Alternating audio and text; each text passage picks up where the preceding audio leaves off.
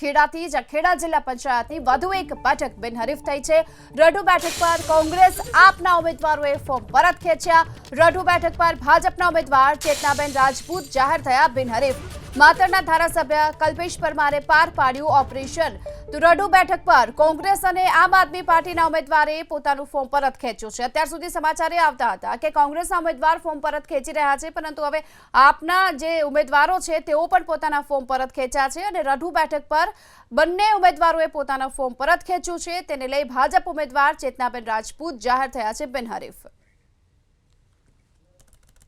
આજે રઢુ જિલ્લા પંચાયત શ્રી 31 ઉપર અમારા બેન શ્રી ચેતનાબેન પિનાકીનભાઈ રાજપૂત બિનહરીફ થાય છે। કોંગ્રેસના અને આપના જે ઉમેદવાર હરીફ હતા તેમને ભારતીય જનતા પાર્ટીના સમર્થનમાં અત્યારમાં જાણવા મળ્યું કે આપ એમને સમર્થન આપી અને એમનો ફોર્મ પરત ખેંચી ચેતનાબેન પિનાકીનભાઈને બિનહરીફ જાહેર કરશે હવે ચૂંટણી હતી।